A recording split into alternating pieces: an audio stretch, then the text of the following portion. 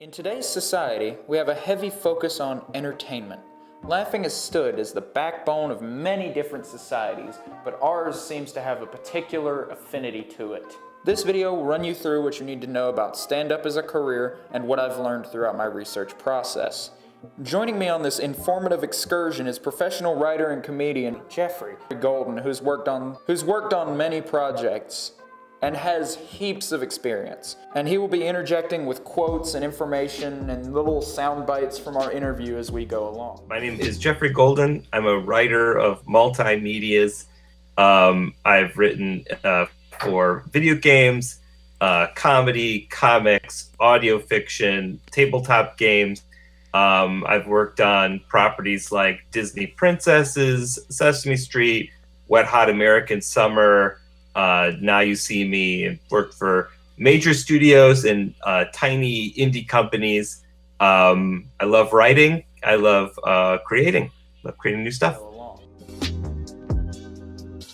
At the start of a comic's career, it may seem very daunting considering all that have rocketed to success before you and all those who have failed. Not to mention that money tends to be scarce for up-and-coming comedians. After all, less people are going to come pay to see a show by some guy named Brett Smith, but would actually turn up for someone like Jerry Seinfeld or Kevin Hart. Speaking of which, have you seen the crowds this guy draws in? Jeez, save some for the rest of us, eh, Kev? Anywho, I'm getting off topic. The downsides of choosing this career path are heavy, but the rocky start may pay off in the long term if you play your cards right.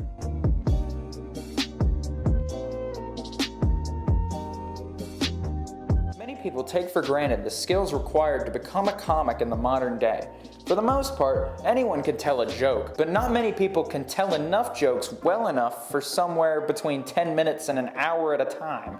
You need basic skills such as public speaking, self-promotion, communication, and, well, to be funny. And that seems obvious that you need to be funny to be a comedian, but look at Amy Schumer, she hasn't quite grasped that concept. Anywho, as much as I'd like to sit here and beat this dead metaphorical horse, I'd rather stay on topic as much as possible. So let's let Jeffrey take over for a minute whilst I collect my thoughts. I don't know how I could do it without communication and social skills. Particularly social skills.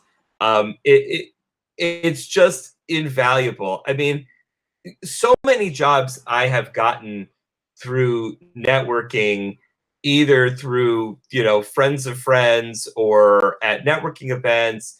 And, you really, people want to work with people who they feel like they can trust, people who they think they would be fun to work with. In Hollywood, especially, a lot of it is who you know and friendship. So, friends hire friends. In comedy, cliques form. There are very public examples of that. Like if you look at like Judd Apatow's like group of people, right? It's like pretty much been the same people for years and years. It's because they like working together. They've become friends. One thing I missed a second ago when talking about skills was practice. Practice is vital to any comedian. You need to try out material anywhere you possibly can. I personally like to practice my delivery in the mirror at night. My family gets pretty tired of hearing the same jokes over and over again, but I need all the practice I can get. As I stated previously, anybody can tell a joke. All the education I'd consider necessary is knowing how to speak. However, this does not reflect how much is recommended for this job. In most cases, I would consider learning the ins and outs of jokes and how they work, and ones others have written, and apply those to your own material. Comedy is more than just telling jokes. It's an art form. Being an art form means that anyone can do it, but few have mastered it. And no joke will ever be objectively funny, but you'll always be able to make someone laugh. Everyone will have a different education, and thus, everyone will have different methods for writing jokes. So, that's a good question. I have sort of a strange two-part answer. You want to work on your craft. And I wouldn't discourage somebody from going to school to study their craft. But the thing is that you'll also learn your craft by doing, and it's good. It's very good. Like writing programs in school were very helpful, especially like you know, like there were a lot of classes where we would read each other's work. Those classes I think were the most helpful for me in terms of like studying my craft. I think that's valid. I think it's useful, but I also think it's important to have a sense of business. Thus, it's not quite required to have higher education. Now, if you know me from a classmate standpoint, you'll know that I keep to myself, quietly tucked away in my own head, so to speak. So why would I ever want to get on a stage and perform in front of so many people? I am in many ways a very open and funny guy. This side of me comes out when I'm around friends or feel comfortable jokes because it brings a smile to whoever I may tell one to. This is the main reason that I'm going into this field of entertainment. I feel like it's my way of giving back to the world for all the good friends and family and how good I've had it over the years. Anyway, that's my main reason for wanting to be a part of this career. Now here's a little anecdotal story for you. I remember once back in elementary school when I cracked a joke good enough to make even the teacher laugh along with the majority of the classroom itself. To you, this may seem like a small accomplishment. But to that little boy with no social skills or friends to speak of, it made his day. Not only that, once I found out that people had made careers doing what I had just done, I thought it was amazing. Not only would I be able to be paid in laughs, but actual money. So that's why I decided to do it. That's why I believe I should follow this career path. In the field of comedy, there are plenty of positives to look up to. Some I've stated previously and others I've yet to include. These positives include collaborative efforts between many awesome people, traveling and going to cool venues, not to mention the laughs you share with the audience along the way. Now, these things are all very well and good, and doing them for a living is quite the dream. However, there are negatives as well. These negatives include the bumpy start most comedians face, the times you end up bombing by failing to get a laugh, or the hate you may face for telling a certain joke or making a certain reference in front of a group of people. A lot of times, comedy can land you on thin ice, and sometimes it's worth fighting for, and others you just have to take the loss and move forward, learning from your mistake.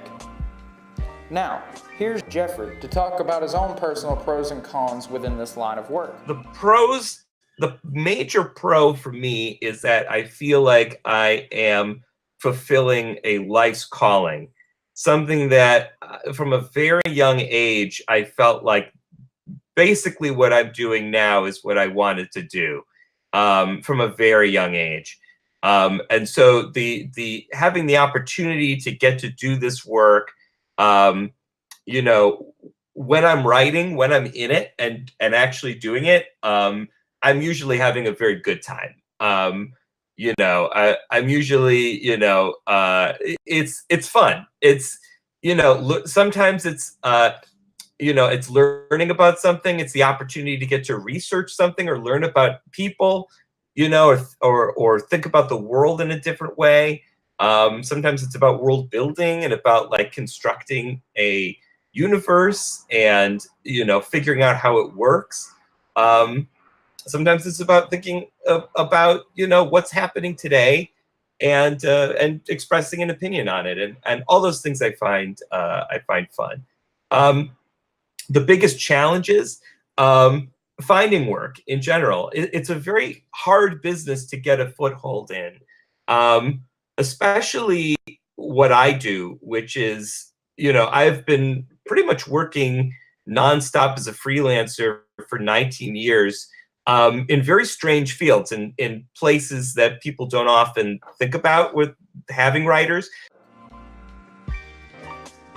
Now, I realize that was a lot of information and I may have went too in-depth at times, but I'll try to sum it up as simply as possible. Being a comedian is a role that many have filled in our society and many more have attempted to fill. This career often starts rocky and may or may not pick up.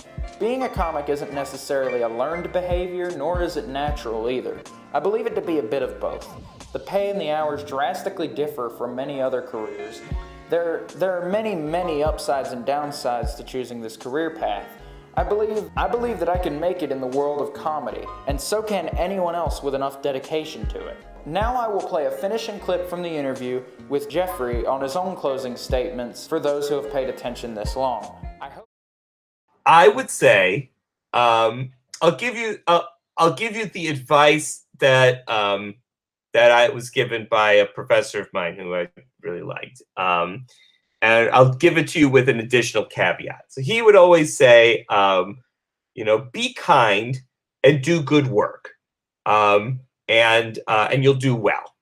And I think that's true. I think that there's truth to that. I think if you're generally a kind person, people will want to work with you. You don't have to schmooze. You don't have to be, tricky about it or whatever. If you're fun to be around, that helps. And do good work. Get your work in on time. Do the work to the best of your ability. Listen to notes. You're often working for somebody else. If they're paying you to do a job, it's okay to push back a little bit, on some things if you really feel strongly about it. But in general, just remember, if you're working for a client, the client comes first. So I think that's what I would say. Long. I hope you've enjoyed this video presentation and the information I've presented on the career of stand-up comedy. Once again, a special thanks to Jeffrey Golden for agreeing to do an interview for this project. Thanks for watching, and for whatever career you take, make it a good one.